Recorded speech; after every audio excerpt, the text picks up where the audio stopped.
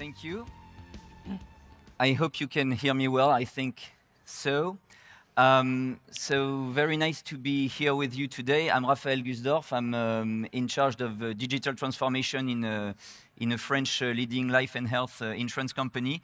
And I'll have the pleasure to moderate this panel.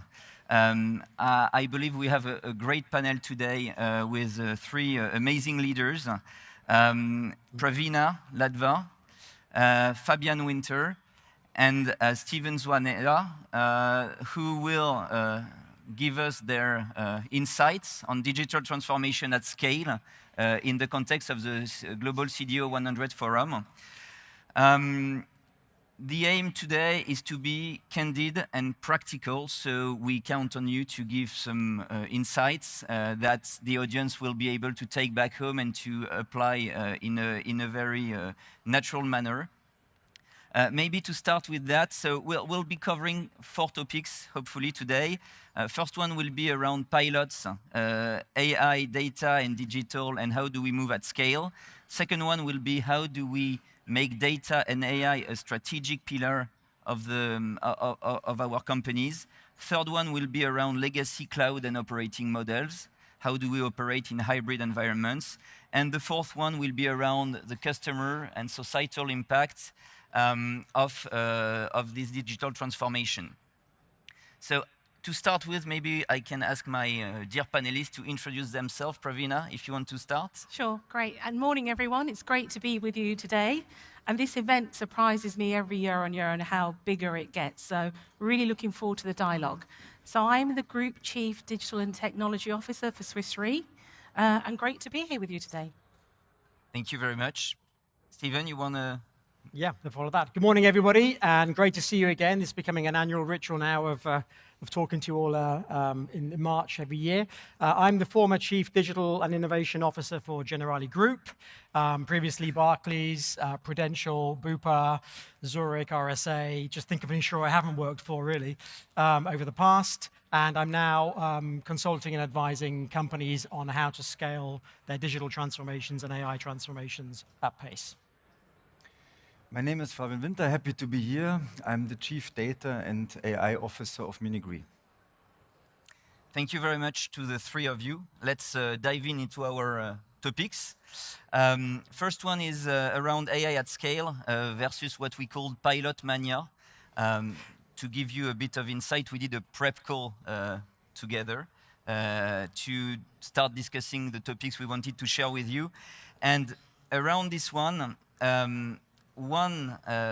expression came out saying that the 1,000 disconnected use case is over.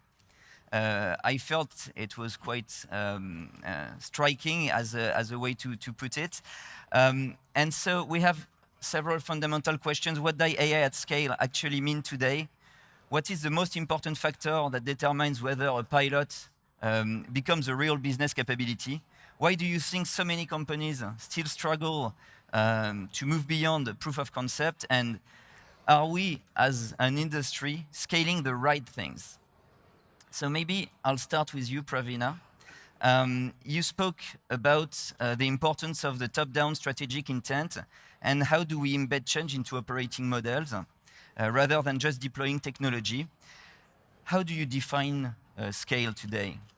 Sure, no, great question. I think, first of all, I think everybody's done so many pilots, and I don't want to dismiss the power of a pilot, because the power of pilots is how we learn, and if we don't learn, how do you know what to scale? So I think that was a really good phase that we all went through, and it was really important. But I do think now is the time to move to the next level. And what I mean by the next level is scaling it. And scaling can be defined in many ways.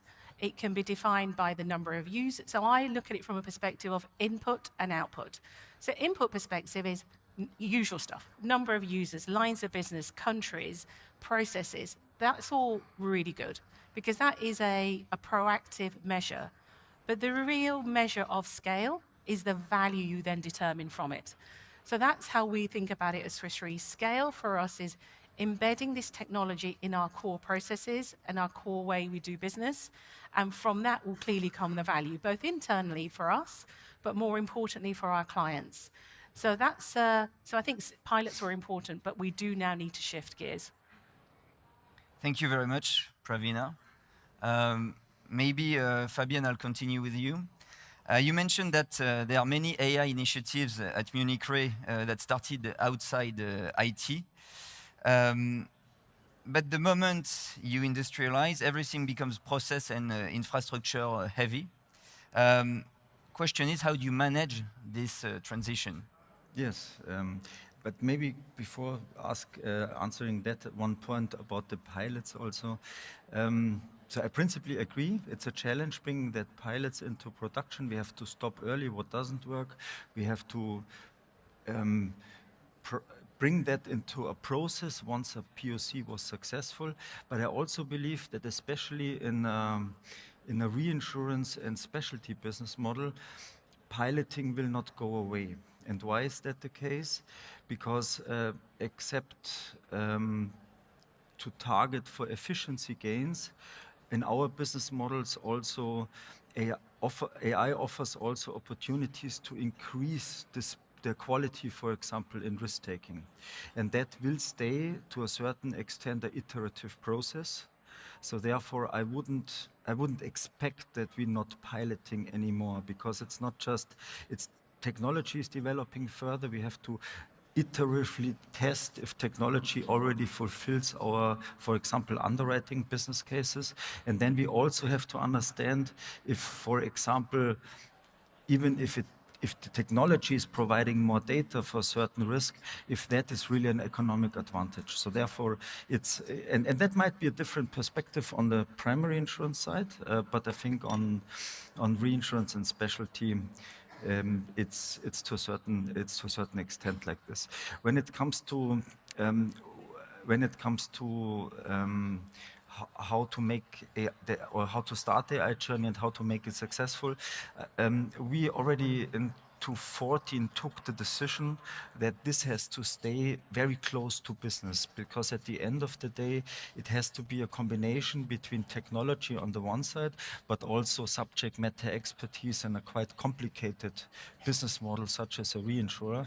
And I think that was a fundamental part of our strategy, including then training programs, upskilling actuaries in an AI academy, and all of that kind of stuff. But technology alone in our business models will not do the job. It has to be smartly combined with the subject matter expertise within our organization.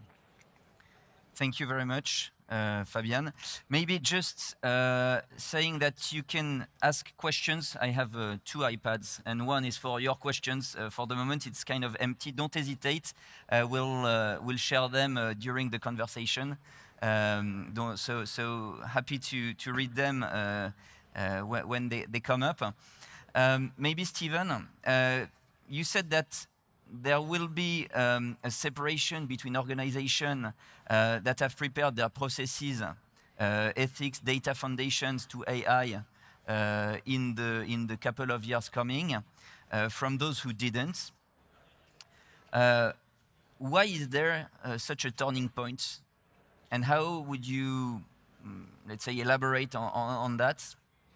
Okay, so let me just reflect on the pilots, and then I'll come to that as well. So the proliferation of pilots is something we've seen before in different transformations. And actually, in any transformation, you start off excited, primarily driven by the technology, which is a mistake, but we do it anyway. And we say, why? How can we use this? Well, let's apply it to everything across the value chain.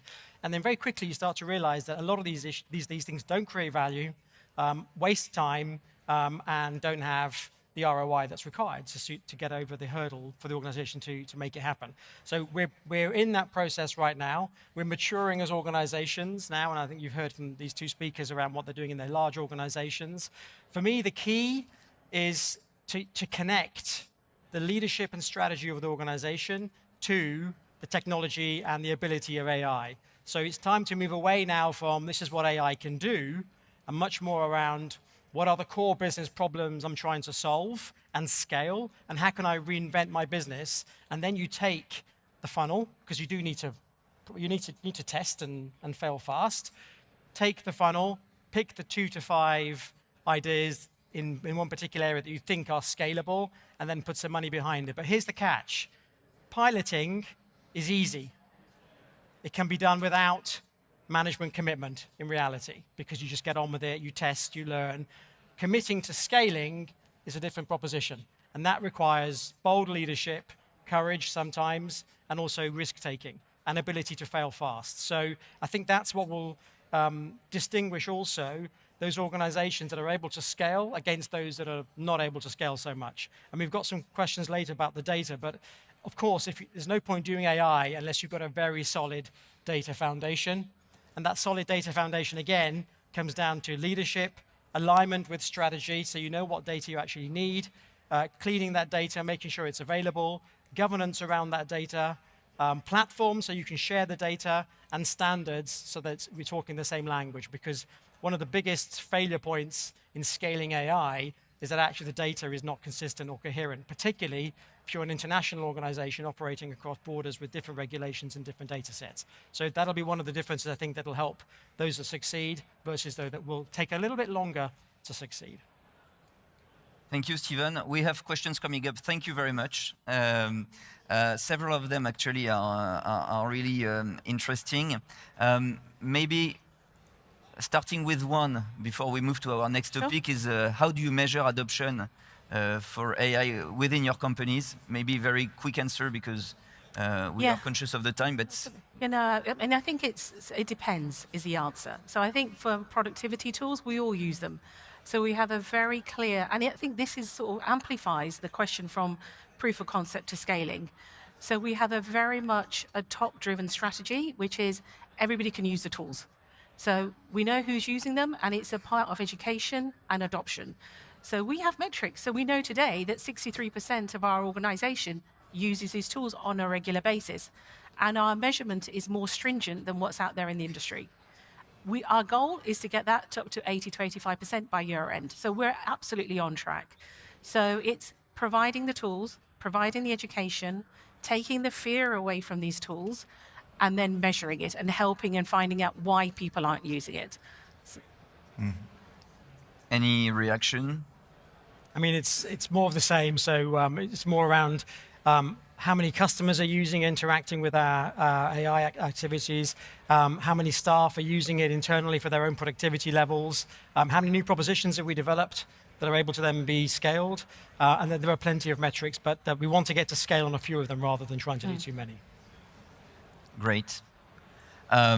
Maybe we can move to the second topic, and we'll keep answering questions, many of them, so thanks. Not sure we can take all of them, but we'll do our best. Second topic is around data and AI as a strategic pillar. What we discussed basically in our preparation exchanges was that data and AI cannot be tools anymore, and that they must be strategic pillars. Maybe Pravina, how do you embed AI in your strategy in Swiss Re? So I'm really pleased to say that it is embedded. It's not a to-do on someone's list. It is a core part of our strategy. And if I almost look back historically, we have invested heavily over the last 8 years to create that clarity of data. You know, we have 8 petabytes worth of data in one place, 90,000 documents in one single storage unit. If I think about it as almost like a cupboard. Now, if we hadn't done that, if we hadn't strategically invested on the quality of the data, the storage of the data, the accessibility, it would be really hard now to really utilize and harness the power of the AI tools. So data, at the end of the day, is a core part of being a reinsurer. So our previous investments and the fact that this was a strategic goal and ambition, it really shows now. Now, if you move to where we are today, you know, this AI and this thing is not a tech topic. I think we would all probably agree to that in this room. If we only treat it as an AI topic, we will fail to deliver value. So for us, this is about, even though I might oversee the topic, I oversee it on behalf of the entire organization. So what that means is, how are we embedding it into our core processes? But, you know, not forgetting about the other things. So the governance, the change management. And actually, I often make my team laugh. I say the technology bit is the easiest thing. and they'll be like, okay, here she goes again. So, and I do genuinely believe that. The tech bit is the easiest. The hardest bit is to fundamentally change your processes that run in a certain way for the last 20 years. To educate our colleagues to say, this is how you could do it differently. Why won't you do it differently? And the future opportunities. Because most of our organizations are hundreds of years old. So the change management aspect is the thing that will drive value. And then, so our approach is bottom-up creation, top-down strategic driving, and it is measured. So I think it's a combination of all of those things that really will make this a success. This is a boardroom topic for us. So I think that it has to have that level of emphasis to really make an impact. Thank you, Pravina. And clearly it resonates with discussion that we had with Fabian as well. I was quite impressed because you said that AI started in Munich Re in 2014. Can you describe the path to get such an early adoption? How did you ensure corporate culture, change management that Pravina also mentioned? Yes, sure. I don't know if we called it AI. We called it, I think, advanced analytics and machine learning. But yes, we started with that. And I think it was strategic since then. So it's more than 10 years now that this is strategic for us. And if you want to implement that successfully at the end, you need to take care about data, of course, data accessibility.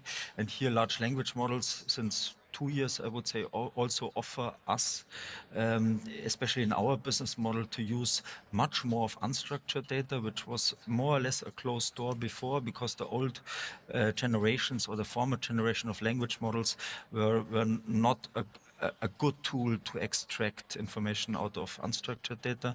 We need to address governance topics, of course. We need to address technology, and especially we need to address all the people topics. And we started with all of that pillars, I would say, in parallel. But still, I believe that the people topic might still be the most relevant one. And I think to 16 or 17, we set up a first data AI analytics academy where we really systematically start training all our actuaries, and the reinsurer has quite a big number of actuaries, because at the end of the day, you cannot steer that from a content perspective completely centrally. You can steer technology to a certain extent centrally, but at the end of the day, the idea of using machine learning and now LLMs has to be the idea, and the identification of relevant cases has to be decentralized. And to ensure that, the reinsurance experts or the insurance experts have to have a good understanding about methodology and to a certain extent also technology. And on the other side, also the new guys in our company, which we hired, AI experts hiring from other industries, they have to learn about insurance and they have to learn about reinsurance. And just if you create that kind of overlap between that two groups, then implementation and all the other things like bring it into processes, and just if this is given from my perspective, the other stuff can be successful. Thank you very much, Fabian. Very clear. Maybe, Stephen, to build on what has been said, you perform advisory work. A bit of a provocative question. How do you internally, immediately, identify what are fake AI strategies in companies? Okay, wow. This wasn't scripted, by the way, so this is off the He asked not to script too much. Yes, perfect. So it's a really good question, actually, because I wouldn't say fake, but I'd probably say a half-hearted attempt. And the signals of a half-hearted attempt are some nice PowerPoint slides that say AI is the heart of our business and will drive our customer experience in the future, will make us more efficient and competitive, and we'll all love everybody. And then you look at the next level down, and you see that data is disconnected and is not a core part of the organizational structure. You see the digital transformation piece is primarily technology-driven and not business-driven. You see that the measurement of the transformation is not really embedded into the core competitive measurement of exec performance. All of those are signals that the AI transformation is still in its nascency and has not been embedded into the organization. Because to embed it in the organization needs to be in everybody's leadership performance contracts. It needs to be connected to the business outcomes that we're trying to achieve, usually operating results and then customer satisfaction and product development. It needs to be embedded in terms of the structure, the governance of the organization. So people that are looking at this both directly and indirectly on a regular basis to see how we're doing. I mean, let's not underestimate the challenge here. This is to move to a data-centric organization that enables AI transformation in a company that's just 200-300 years old. Not only have you got technical legacy, you've also got cultural legacy. This is how we've always done things. So we have to change how we do things. And you can see those signals when you see the communication methods and maybe the lack of detail beneath it in terms of specifics and how is this going to apply to your customers, how's it going to apply to your staff, how's it going to apply to your shareholders and partners and brokers. And you can see straight away where there are gaps in terms of actually making it happen. And you can forecast also that in 2 years' time, they'll probably still be talking about it and have made a lot less progress.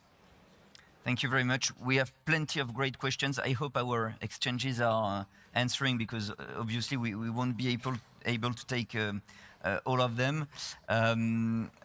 But maybe just to take one before we move to our next topic, what are your biggest wins with AI so far? If maybe in a quick answer from one or more of you. So I'm happy to share maybe 2 quick examples. So I've been talking about embedding in our processes, embedding it in day-to-day of our business. Maybe one of the speakers later on, who's going to be here on stage, will give you a bit more detail. So in our commercial insurance business, we handle over 40,000 claims plus a year. We have embedded a piece of technology which allows us to get through that at a deeper volume, at a greater pace, able to spot fraud, but also be able to pay out claims faster, because when you pay out claims in our industry, it's the moment of truth. So you're getting the money to the people that need it as soon as they need it. So that's really one concrete example. The other part is we provide the leading underwriting guide for life and health business. So we have something called Life Guide Scout, which we've given to all our clients. So instead of them going through a document, which is probably about that thick, they can quickly go onto this portal, find out which medical thing they need to underwrite, and do it in a matter of minutes as opposed to hours or days. So these are some real tangible use cases that will be part of an end-to-end transformation that are already in people's hands today. Thank you, Pravina. Other insights? I'll just highlight, obviously I won't speak for Generali, but I think generally speaking, what I've seen in insurance companies is the biggest wins have been the internally focused ones in terms of streamlining claims processes, data internally, coding and developing, and making our staff much more empowered to be able to consult regulations, consult rules, and make decisions more quickly. Thank you. Fabian, a word maybe? Yeah, I struggle with the question because I don't believe that there's one big gold nugget and this one big win, but it's hundreds of great initiatives where we created value out of machine learning, and now we have already a large number of projects where we create value based on the usage of large language models and even agentic AI. So therefore, I wouldn't say there's the one big thing, but it's the combination of a lot of use cases which create a significant return on investment. Bigger topics, I would say, in reinsurance are, of course, wording. Reinsurance wording is different than primary wording. It's very complicated, so therefore AI does a great job on that kind of stuff. But also, as I mentioned before, the fact that we can now use much more of the unstructured data for our, which we receive in claims processes or otherwise, for our underwriting quality. That I would say are big blocks where really AI already makes a big difference for us. Thank you very much. Let's move to our third topic, which is around legacy, cloud, and operating models. I'm the moderator, but it's one I could definitely talk about also in my own company. We talk about digital transformation without addressing the biggest reality, which is that we are living in hybrid environments. We have legacy cores, which goes back quite far away sometimes, actuarial systems, which are very specific, cloud platforms, and now new AI stacks, sorry. The question is, how do we scale in such an environment? Maybe, Fabian, starting with you this time. You have, as in other companies, this type of hybrid setup. Today, what would you describe as the real bottleneck to scaling? Is it more technology, culture, regulation? First of all, I think, and that is not now a Munich Re thing or even not the insurance thing, being AI ready is something all companies which exist longer have to work on, of course, because all of us have data in somewhere in systems which are not AI native, not AI, so the agent could not automatically start understanding what's in there. So therefore, I think that is a challenge for all industries. I would even say, when it comes to obstacles, I wouldn't say that governance is not hindering us at the moment from doing things, but it makes things slower. And technology has to be solved. It's also, from my perspective, not really hindering us, but it has to be managed at the end. And technology is a very important enabler for AI. At the end of the day, if you talk about a return on investment of what we do with AI, a return on investment has two components, right? It's on the one side the benefits, and on the other side the costs. And if I look on the costs, then technology plays a very big role on costs, and therefore proactively and prospectively. So both proactively and prospectively managing technology costs will be a very, very important point to create positive returns on investment out of AI. And current costs, and that is what I mean with prospectively, current costs might not be a sufficient indicator for architectural decisions, and the question, how much do you centralize? How do you find organizational models within your IT teams which balance central governance and central investments and local adoptions? And I think that are challenges. It's not stopping anything. It's challenges, but corporates, I think, have to find good answers to that. Maybe can I just build on that? So you asked us to be candid at the beginning of this panel. So I think the one thing I would say is our technology estates, they are what they are. They shouldn't become an excuse as to why we can't scale AI. So we will all have tech debt. We all have hybrid environments. We operate in a regulated industry. It is what it is. And we need to take that base case and on that base case, build on what we can do with AI. It goes back to my earlier statement. The technology bit is probably the easiest bit. The challenge it will present, perhaps, is the speed you can go at, but we are not going to now go and change all those years' worth of investments just to move forward because of AI. So I think we have to accept the reality of where we are and not use it as an excuse for future. I think the more important thing is the topic of AI governance. And for us at Swiss Re, it's almost table stakes. We have to build whatever capability we're building by design, by default, and in depth.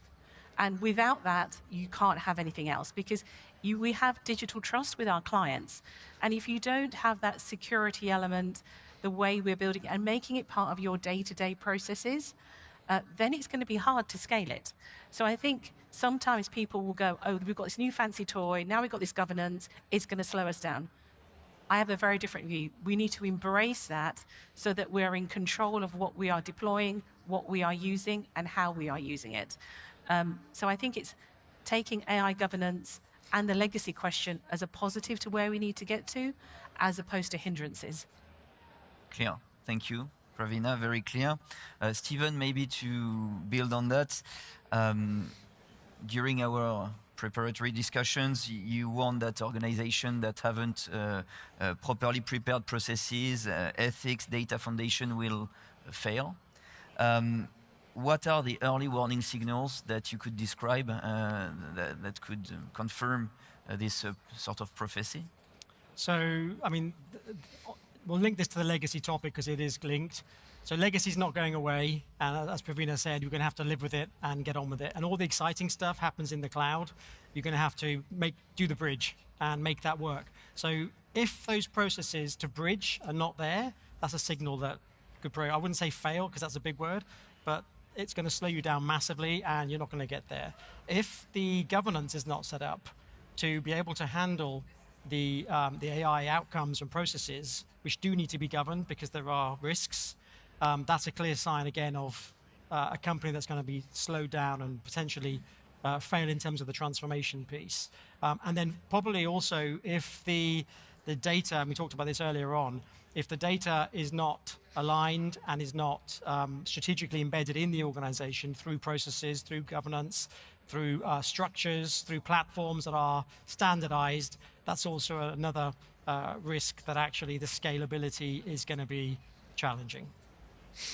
Thank you very much. I'm conscious of the time, and so maybe let's move to our fourth chapter, which is also a very important one around customer and societal impact. So maybe we'll make a little bit briefer answers so we can have a proper conclusion. But you all three of you said that AI impacts goes far beyond internal operations. It affects customer or client behavior, risk patterns, society. So maybe Steven, starting with you again, what are the most profound shifts that you foresee? Okay, so societal level we'll start because that's probably a broader and the most of interest. So obviously productivity is going to rapidly increase in organizations.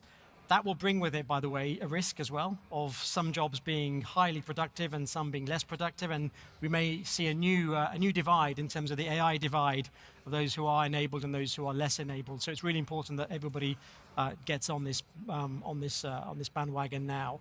I think societal impacts, there are risks as well. The first one would be the amount of energy and environmental impact this is going to take, I think is still underestimated. And not just electricity, I'm talking about water, cooling, and everything else. This is a seismic shift in the infrastructure each of the organizations and countries need to be able to fully enable this. And by 2030, if we look at that kind of time scale, this is going to be fully embedded and it's going to be completely running. And then I think the other societal impact, just to keep it short and leave these guys, is I think we will find that most of us will have someone to do something for us. That someone will probably be a bot or an AI. It could be education, it could be learning, it could be helping us in our day jobs, it could be helping us even at home. But there will be embedded AI automation in our lives, and it'll be a normal thing, and it'll help us be more productive, focus on other things, but remember the risks. Thank you very much. Fabian, maybe from a risk modeling standpoint, what are the new classes of risk that you see emerging? Yeah, first of all, I think the risk with agentic, or for example, what we saw with OpenClaw, the risk will even increase. We will see risk once the AI gets more autonomous, and this is what we see with OpenClaw. These are completely different risk scenarios than a chatbot is giving me a wrong answer, okay? But I would also say that there are also opportunities, and Munich Re started some years ago ensuring adverse outcomes from artificial intelligence in a product called AIsure. So therefore, insurers deal with risk, and insurers deal with the ability to make that kind of risk controllable and insurable. And this will be the same with artificial intelligence. Of course, we will see risk. We will see risk coming out of more and more autonomy, which needs to be which needs railways, which needs human oversight, a risk management structure. But I also believe that, especially for the insurance industry, there's also an opportunity to make out of that new risk insurance and reinsurance products. And this is what Munich Re is doing since many years, AIsure. And if I might say that, we are, if you're interested in AIsure, please contact us. Yeah? So a small commercial on that one. Thank you, that's fair. Maybe Pravina, briefly on your side, maybe a question on explainability of algorithm. How do you apprehend this topic internally? I mean, it goes back to the governance question, that how we look at our models, that having I think it's very basic and operational. You need to know what your models are. Are they behaving the right way? Do you test them in multiple ways? Do you embed them properly? Do you have predictive analytics? Do you have post analytics? So I think there's lots of operational things you need to do around them to make sure they're behaving, because this is what builds the resilience and the governance, which gives people the trust to be able to use these capabilities.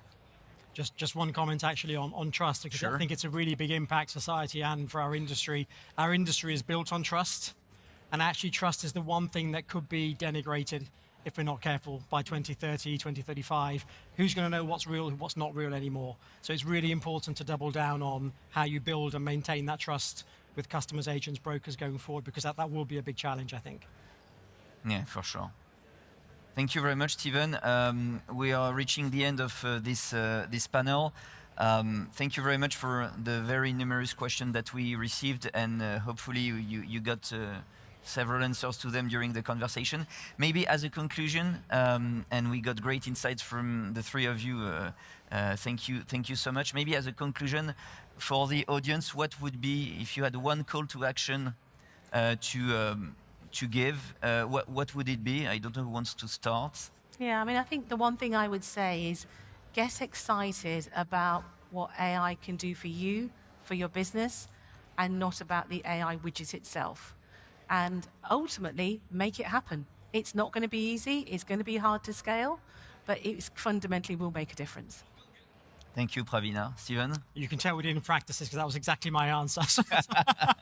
But I would say, focusing on the durability rather than the concept of the technology is don't worry so much about the actual bits and bytes. Worry more about, have you got the things in place to enable this to flourish at scale? So the governance, the right people, the culture, the retraining and ability, the skill sets, and the support from top leadership and strategy.